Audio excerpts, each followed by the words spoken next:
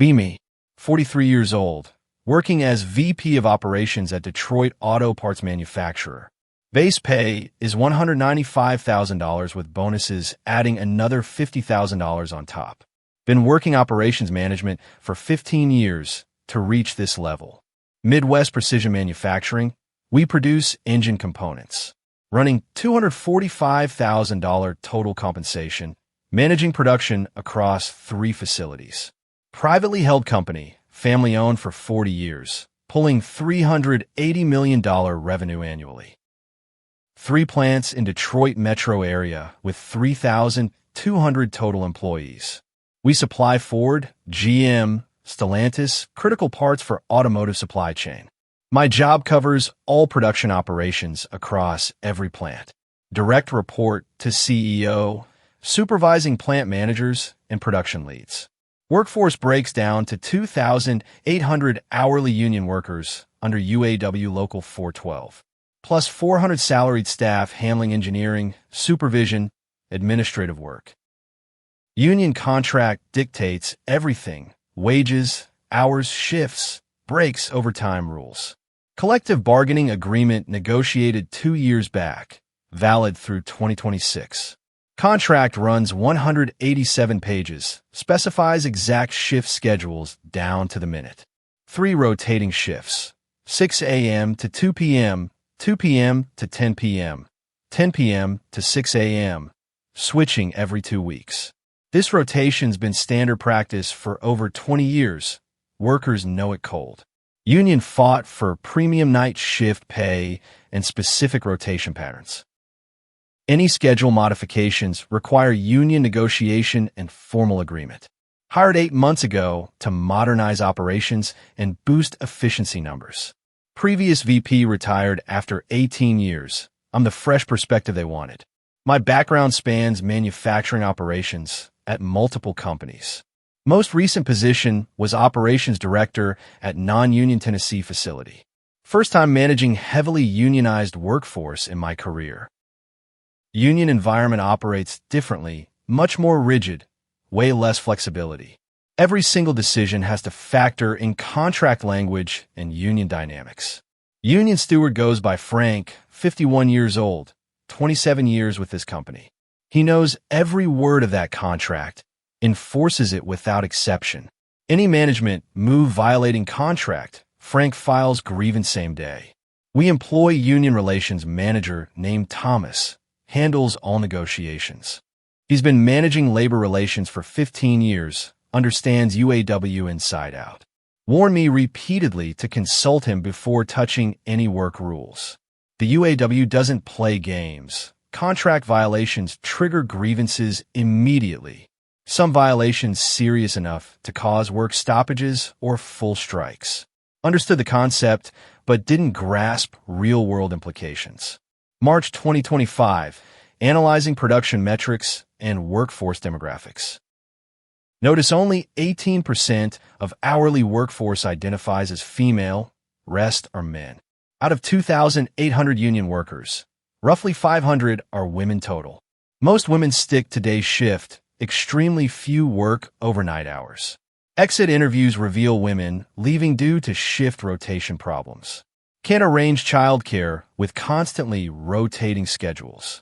Night shift impossible to manage with young children at home. Need predictable hours to coordinate with spouse's schedule. Clear barrier preventing us from retaining women in manufacturing roles. Want more diverse workforce. Need to solve the scheduling issue. Also noticing women show higher absence rates during night shifts. Lower overtime acceptance compared to male workers across the board. Data suggests shift structure fundamentally doesn't work for women employees. Start developing plan for more family-friendly scheduling approach. Eliminate rotating shifts completely. Let workers choose permanent assignments. Reduce mandatory overtime requirements on evening and night shifts. Create flexible start time options for day shift personnel. Should help women balance work responsibilities with family obligations. Increase retention rates and make company more attractive to female applicants. April 15th, presenting proposal to CEO named Gregory. He's 58, founder's son, laser-focused on production metrics. Want to restructure shift scheduling to improve women retention rates. Current rotation creates major childcare coordination difficulties. Offering permanent shift selection should help us retain more women. Gregory, concerned about impact on production numbers. Rotation system distributes undesirable shifts fairly across workforce. Night shift pays premium because nobody wants permanent nights. If people choose freely, nobody's volunteering for night shifts. Explaining my plan to address the staffing concern. We'll offer significantly higher premium for permanent night volunteers. Some workers actually prefer nights. We can staff with volunteers only. Gregory, skeptical, but trusting my operations expertise. What's the union's position on this proposal? Haven't consulted them yet. Wanted your approval before approaching.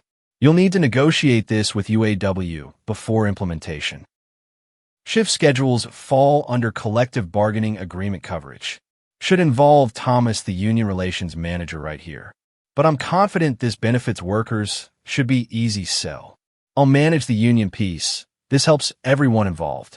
April 20th, announcing new shift policy via email to all plant managers. Effective May 1st, eliminating rotating shift assignments. Workers select permanent shift based on personal preference. Premium pay increased substantially for permanent night volunteers. Plant managers immediately raising red flags about the change. This violates CBA terms. Union will file grievance instantly. Need union approval before modifying shift structure. Responding that worker benefits mean union should support it. We're offering more choice and improved work-life balance. This is pro-worker policy. Union should appreciate the change. Within hours, Frank, the union steward, call in my office. Receive notification about shift schedule modifications. This directly violates Article 12, Section 4 of our contract. Shift rotation is specifically defined in CBA language. Cannot change it without formal negotiation with union. Explaining the reasoning, try to get his support. This change benefits workers significantly, especially women with families. More flexibility, more personal choice, better work-life balance overall. Frank, completely unmoved by the argument. Don't care about your intentions or motivations. Contract specifies shift rotation patterns explicitly. You're changing them without union agreement. That's contract violation and grievance will be filed. Trying to convince members will appreciate this. Talk to your members, especially the women. They want this flexibility. We're trying to create more family-friendly scheduling. Frank getting more forceful in his response. Family-friendly is management code for changing negotiated rules. Those rotation patterns were bargained over multiple decades. Night shift premiums, rotation fairness, all carefully negotiated. Can't just discard it because you think you have a better idea. Conversation ends with Frank promising grievance filing, thinking he's being unreasonably rigid and short-sighted. This change genuinely helps workers. He should support it. April 25th, formal grievance filed by UAW Local 412. Management unilaterally modified shift schedules, violating CBA. Article 12, Section 4 specifies exact rotation patterns. Modifications require negotiation and written union agreement. Demand immediate reversal and restoration of contract terms. Thomas, our union relations manager, rushing to my office urgently. Need to rescind this policy change right now. Union is correct. This explicitly violates the contract. We agreed to those shift rotations during 2023 negotiations. Cannot change them without returning to bargaining table. Frustrated with all the bureaucratic red tape. Change benefits workers. Why are we fighting over this? Because it violates legally binding contract terms. Want to change shifts? We negotiate with union formally. Go through proper channels, get written agreement. Cannot just implement changes unilaterally on your authority.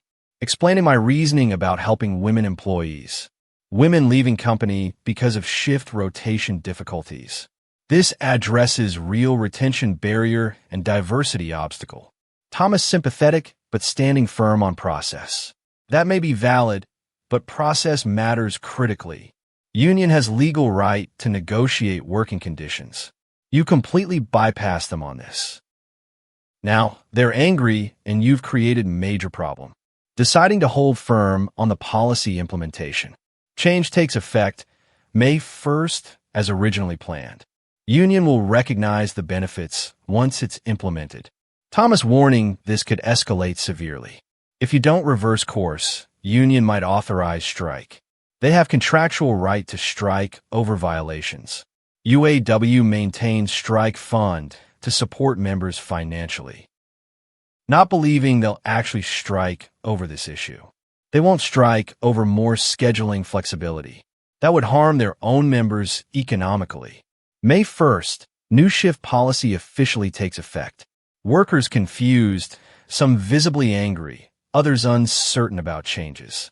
Asking everyone to select their permanent shift preference. Exactly as predicted, very few choosing permanent night shift. Out of 2,800 workers, only 180 volunteer for permanent nights. Production requires 900 workers on night shift minimum. Creates immediate critical staffing shortage. Management starts assigning workers to night shift against stated preferences.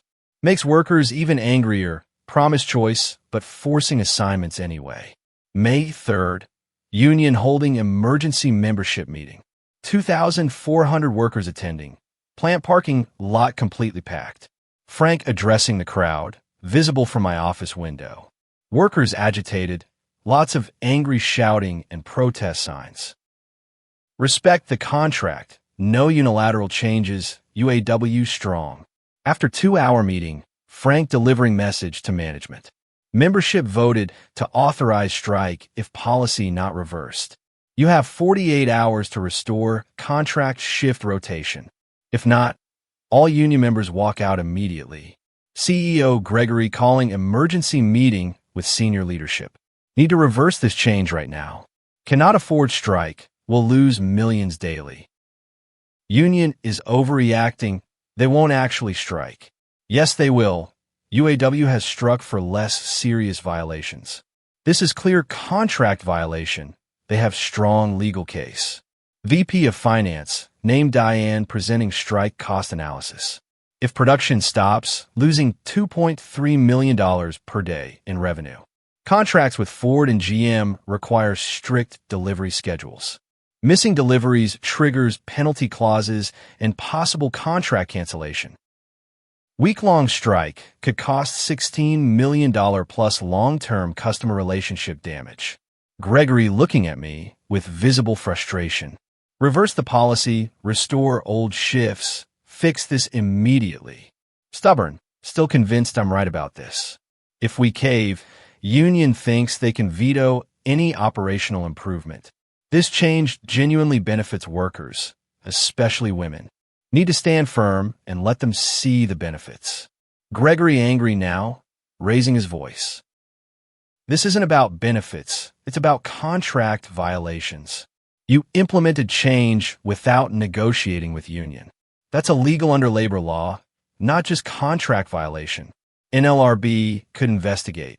This could be unfair labor practice. Still refusing to back down from position. We have 48 hours. Let me talk to workers directly. I can explain the benefits and get them on board. May 5th, holding town hall meeting with day shift workers. About 900 workers attending, atmosphere extremely tense. Presenting the case for a new scheduling system. We're giving you more flexibility and personal choice. Pick permanent shift that works for your life situation. No more rotating to nights when you have family obligations. Especially helpful for parents, particularly mothers. Workers standing up, guy named Anthony, 45, works machining department. We didn't ask for this change from management. Rotation system is fair. Everyone shares night shift burden equally. Your system forces some people to work nights permanently. That's not fair. That's not what we negotiated for. Female worker standing up. Woman named Maria, 38, Assembly Department. I'm a mother, and I don't want this change at all. I like knowing my schedule rotates. I plan my life around it. My husband and I coordinate our rotations for childcare coverage. Your system doesn't help me. It makes planning harder, actually. More workers echoing this exact sentiment. They don't want the change. They prefer predictability of rotation. Even though it's challenging, they've built their lives around it. Workers united in demanding old system restored. Shocked by the reaction, thought workers would support this. Especially thought women would appreciate the flexibility offered. But they're angry, feel I'm imposing solution to non-existent problem. May 6th, deadline arrives, haven't reversed the policy. 6 a.m., day shift workers arriving at plant gates. Instead of entering facility, staying outside with union steward Frank. 2 p.m., afternoon shift arrives, joining day shift outside gates. 10 p.m., night shift arrives, entire workforce outside plant. 2,800 union workers, all standing together refusing to work. The strike has officially begun. Production stops completely. All 3 plants shut down immediately. Only salaried staff and management inside cannot operate machinery safely. Need union workers to run production equipment properly. Gregory furious, calling me to his office. Told you to reverse the policy. Now losing $2.3 million daily. Call Frank. Tell him you're reversing change. End this strike. Calling Frank. He's at strike headquarters in Union Hall. We're prepared to reverse the shift policy now. Too late. Strike authorization already voted and active. Workers want more than reversal. They want guarantees. What kind of guarantees? Written agreement management won't make unilateral changes again. Compensation for the disrespect and contract violation.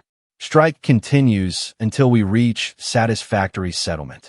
Day 3 of strike, production still completely stopped. Missing critical deliveries to Ford, GM, Stellantis. All 3 companies calling demanding shipping timelines.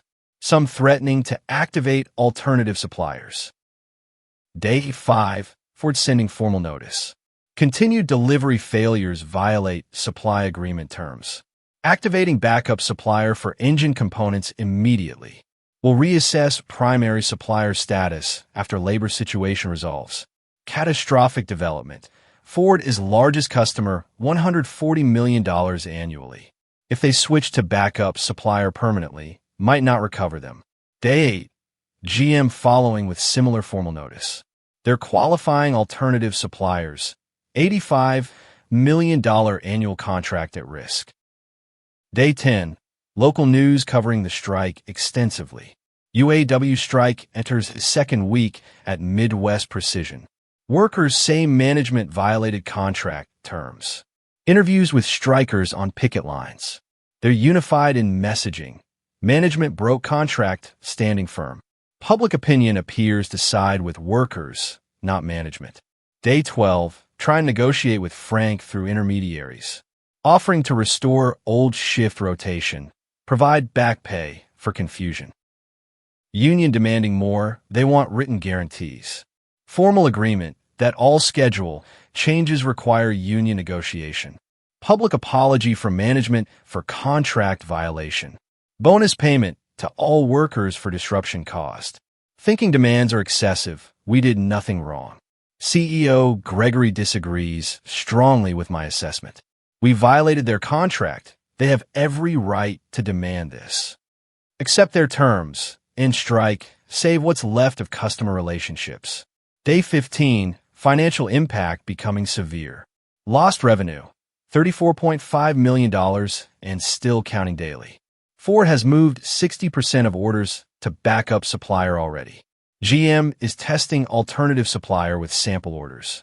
Finished inventory stock depleted. Cannot fulfill any orders. Day 18. Stellantis cancels major contract worth $42 million annually. Unreliable supply during strike creates unacceptable operational risk. Switching to established supplier with stable labor relations. Complete disaster. Lost major customer permanently. Day 21. 3 weeks in a strike. Financial pressure crushing. Company burned through all cash reserves completely. Cannot pay suppliers, some demanding payment before shipping materials. Credit line maxed out. Banks nervous about labor situation. Day 25. NLRB getting involved in the situation. Union filed unfair labor practice charge against company. Management implemented unilateral changes to working conditions. Violated duty to bargain in good faith with union. NLRB investigator reviewing the complete case. If they find against us, penalties and back pay could reach millions. Day 30. CEO Gregory making final decision. We're accepting all union demands, ending the strike now. Company cannot survive much longer without production running. Negotiating team meeting with union leadership. Agreement includes complete restoration of original shift rotation system. $2,500 bonus to each union member for disruption. Written guarantee all schedule. Changes require formal negotiation. Public statement acknowledging contract violation. Total cost, $7 million in bonuses plus lost revenue of $69 million. Day 32. Union membership voting to accept settlement terms. Strike ends officially. Workers returning day 33. Production resumes, but damage is extensive and permanent. Day 35. Back in production, but facing major problems. Ford has permanently moved 60% of business to competitor. GM is splitting orders between us and alternative supplier. Stellantis contract gone completely. $42 million revenue permanently lost. Total annual revenue impact, $95 million reduction. From $380 million down to $285 million. That's 25% revenue decline. June 2025, Board of Directors meeting. Private company, but still has board of family shareholders and advisors. They're reviewing complete financial impact of strike. Lost revenue during strike, $76 million. Settlement costs, $7 million. Lost customer contracts, $95 million annually going forward. Total financial damage, $178 million plus when accounting for future revenue. Board member named Vincent asking direct questions. Who authorized the shift schedule change that triggered this? I did as VP of Operations. Were you advised to negotiate with union first? Yes, but I believe change was beneficial and wouldn't be controversial. It violated collective bargaining agreement, correct? Technically, yes, but it was intended to help workers. Another board member, named Christine, speaking up. Your intention doesn't matter. You violated legally binding contract. You were warned this could cause strike. You proceeded anyway and caused $178 million in damage. This is catastrophic failure of judgment. CEO Gregory adding his perspective to board. I directly ordered reversal of policy before strike began. She refused, insisted workers would support the change. They didn't support it. They struck for 32 days. Board votes unanimously to terminate my employment. Effective immediately for gross negligence and poor judgment, causing catastrophic financial damage through contract violation. Escorted out that afternoon, 8 months at company ended in disaster. July 2025, I'm 44, unemployed, searching for operations roles. But strike is major news in manufacturing industry. VP of Operations fired after $178 million strike debacle. Articles detailing how I unilaterally changed union contract. Triggered month-long strike that nearly bankrupted company. Cost major customer contracts and almost destroyed 40-year business. My name permanently attached to this failure. Cannot get interviews anywhere in manufacturing sector, especially not in union environments. I'm toxic to any UAW shop. Recruiters direct when they respond at all. Your involvement in Midwest precision strike makes you unhireable. No manufacturing company will risk similar labor problems. What you did is textbook example of destroying labor relations. 6 months unemployed, financial pressure mounting significantly. Detroit cost of living manageable, but unemployment doesn't cover it. Finally getting offer at small non-union manufacturer. Operations manager role, $78,000 salary. Tiny company, 45 employees. From $195,000 VP at 3,200 person company to $78,000 manager at 45-person shop. Complete career collapse in 6 months flat. 1 year after strike, Midwest Precision still recovering. They hired new VP of operations named Russell. He's rebuilding relationships with Ford and GM slowly. But Stellantis contract permanently gone to competitor. Company had to lay off 600 workers due to reduced orders. Those workers blaming me for their job losses. Union Hall has my picture posted as example of bad management. This is what happens when you disrespect the contract. I'm cautionary tale in UAW Local 412 history. January 2026. Seeing article in Labor Relations Journal. The Midwest Precision Strike. A case study in contract violations. Academic analysis of what went wrong. Discussing how well-intentioned policy change became disaster. VP implemented schedule changes intended to help women workers, but failed to consult union as required by collective bargaining agreement. Workers rejected changes they didn't ask for and weren't consulted on. Strike lasted 32 days and cost company $178 million total. Article quotes Frank, the union steward. Management thought they knew what workers wanted better than workers knew themselves. They assumed women needed different schedules without asking women. They violated our contract thinking we'd thank them for it. Instead, we struck, and they learned expensive lesson about labor relations. Article quotes Maria, the female worker who opposed my changes. I didn't need VP to save me from shift rotation. I built my life around those shifts. They worked for my family. When management changed them without asking, it disrupted everything. Then they acted like they were doing me a favor. Every quote reminder that I misread situation completely. Assumed I knew what workers needed without consulting them. Thought I could ignore union because changes were beneficial.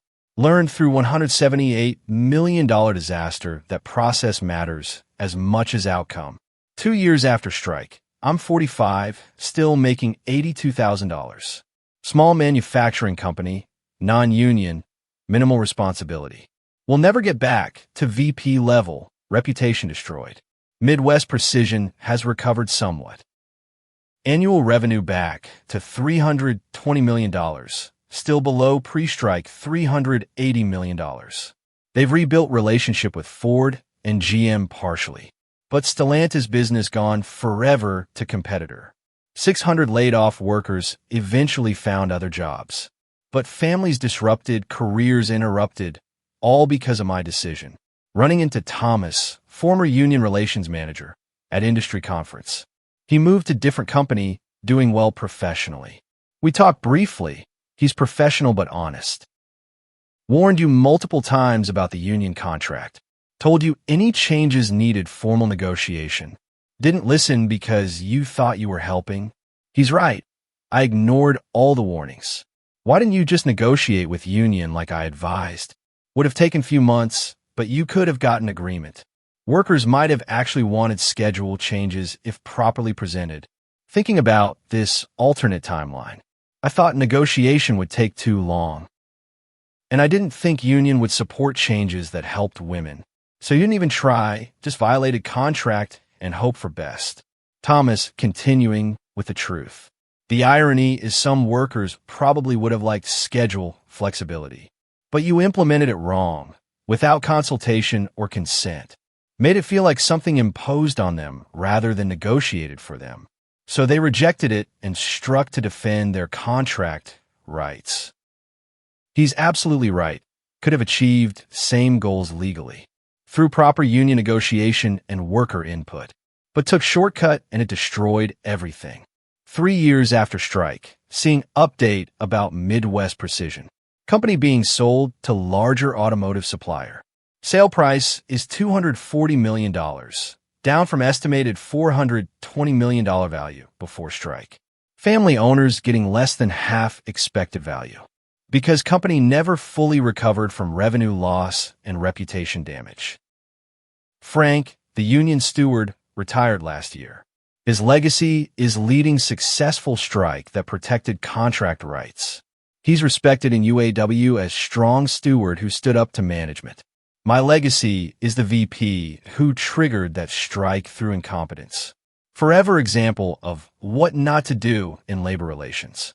4 years after strike, I'm 47, making $85,000. Still at small manufacturer, still in operations management, but nowhere near VP level, will never recover that career trajectory. Seeing job posting for VP of operations at automotive supplier. Salary $210,000. Managing 4,000 employees, union environment. Exactly the level I was at before the strike, but will never be considered for roles like that again. My Google search results start with VP fired after $178 million strike. No company will risk hiring me in unionized environment. Thinking about that decision constantly. Changing shift schedules without union negotiation. Seems so reasonable at the time, trying to help women workers, but violated legally binding contract and ignored all warnings. Triggered 32-day strike that cost $178 million and nearly bankrupted company. Lost 3 major customer contracts permanently. Caused 600 layoffs and destroyed company's value. All because I thought I knew better than union contract. Better than workers who actually did the jobs. Better than experienced union relations manager who warned me. That arrogance cost everything. My career, my reputation, my $195,000 salary. Cost the company $178 million and its independence. Cost 600 workers their jobs. Cost family owners half their company's value. All because wouldn't follow proper process. Wouldn't negotiate with union like required to. Wouldn't listen to workers about what they actually wanted. Just impose solution to problem that didn't exist. That's what I live with now at 47. Former VP of operations who triggered catastrophic strike. Who cost company $178 million through single bad decision. Who lost everything learning that union contracts matter. That worker consultation matters. That process matters as much as intentions. Still believe in supporting women in manufacturing. Still think work-life balance and flexibility matter. But understand now that change requires collaboration, requires negotiation with unions and input from workers, requires respecting contracts and following proper process. Can't just impose solutions even if you think they're beneficial. That's the expensive lesson I learned. After destroying my career and nearly destroying a company. Through shift schedule change that nobody asked for. Implemented in violation of union contract. That triggered month-long strike and permanent damage. Now I'm here making $85,000. While Midwest Precision was sold at half value. While 600 workers lost jobs. While major contracts went to competitors. All because I changed shift rules. Without asking the union. Or the workers. Or following the contract. That I was legally required to follow.